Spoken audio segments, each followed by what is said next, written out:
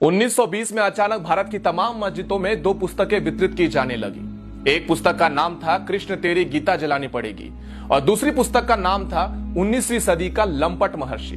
ये दोनों पुस्तकें अनाम थी, इसमें किसी लेखक या प्रकाशक का नाम तक नहीं था और इन दोनों पुस्तकों में भगवान श्री कृष्ण, हिंदू धर्म इत्यादि पर बेहद अश्लील, बेहद घिनौनी बातें लिखी गई थी।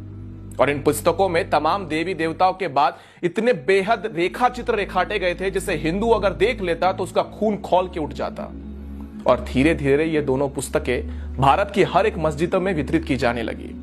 यह बात जब गांधी तक पहुंची तो गांधी ने इसे अभिव्यक्ति की स्वतंत्रता बताकर गौण कर दिया और कहा कि भारत में सबको अपने अपने विचार रखने का, अपने अपनी बातों को रखने का पूर्ण अधिकार है।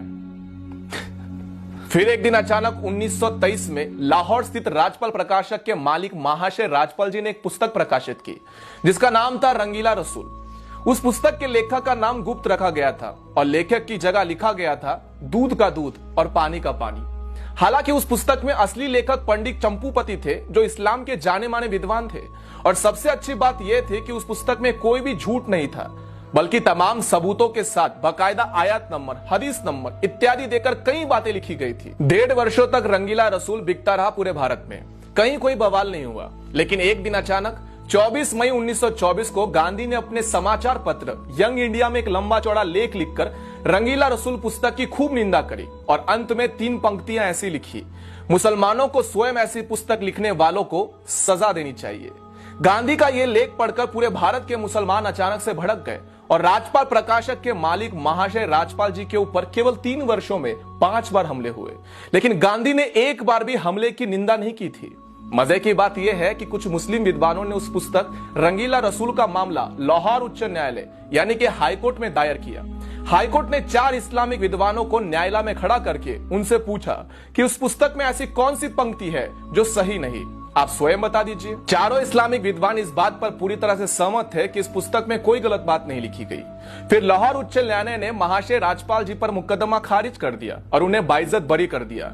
फिर उसके बाद 30 अगस्त 1924 को गांधी ने यंग इंडिया समाचार पत्र में एक और भड़काने वाला लेख लिखा और इस लेख में उन्होंने इशारों इशारों में ऐसा लिखा था कि जब व्यक्ति को न्यायालय से न्याय नहीं मिले तब उसे अपने आप प्रयास करके न्याय ले लेना चाहिए।